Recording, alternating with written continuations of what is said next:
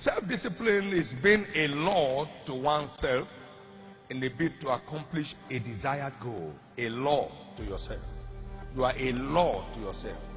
How can I do this wicked thing and sin against God? You are a law to yourself. Genesis 39 verse 9. According to scriptures, we are made to see that discipline is a requirement for rulership. Discipline is all about setting order to one's life pursuit. Setting order. Setting order. At the time when kings go to war, David was in town. He was out of order with divine order. Discipline is self-control. It is self-control. Anytime you lack the capacity to subject yourself or to restrain yourself, you find yourself losing control. You see, you either take control or lose control. And the moment you lose control, life goes into disaster. Have you not heard the expression when people say the car lost control? When the car loses control, it enters into accident. When destiny loses control, that destiny enters into accident. You are either controlling yourself or you are controlled without knowing. Self-discipline is operating without requiring supervision.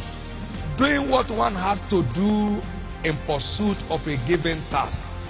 Operating without requiring supervision. It is following rules, laws, and commandments in order to emerge a commander.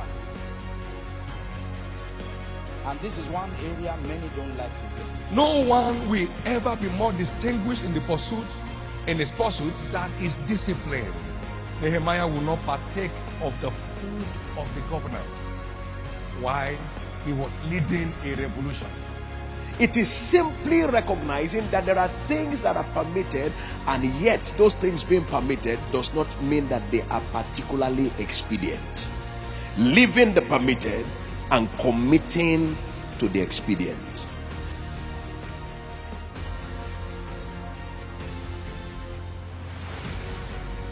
The social media has become a very strong force in our world. Highly disciplined people are usually time-conscious people. Discipline enhances the productivity of our time. The most valuable asset to disciplined people is time. Time.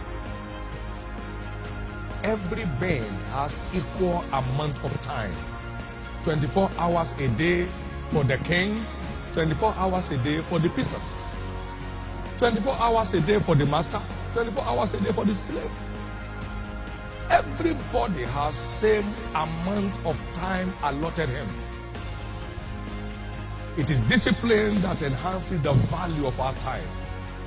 And how much we productively engage the moments of the day is what defines the outcome of our life. Now, how many persons have ever gone to social media and before you know it, you have spent 1 hour just trying to watch the messages? Even in replying messages, it takes time. But thou love life, then don't squander time, invest it. For that is the stuff that life is made of.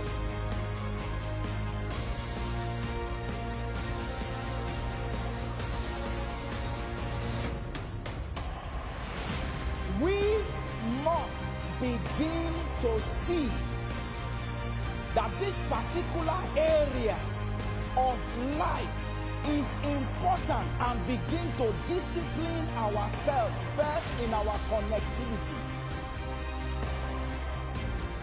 2, in the time. Discipline is the soul of an army. It makes small numbers formidable. Hear this. It procures success to the weak. So you don't have to be strong to be successful. Don't be disciplined. By self-discipline, you maximize your potentials. You don't have to be strong. It procures success to the weak and esteem to all. Discipline is possessing a sense of mission. Secondly, in the pursuit of any task.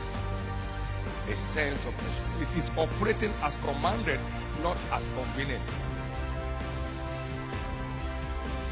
So you are not gifted with discipline. You develop or cultivate discipline.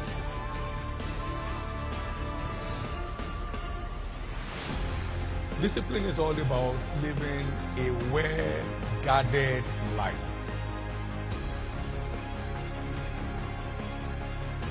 A covenant-guarded life. A covenant-programmed life. Discipline simply refers to careful living. Careful living. Living within restraints.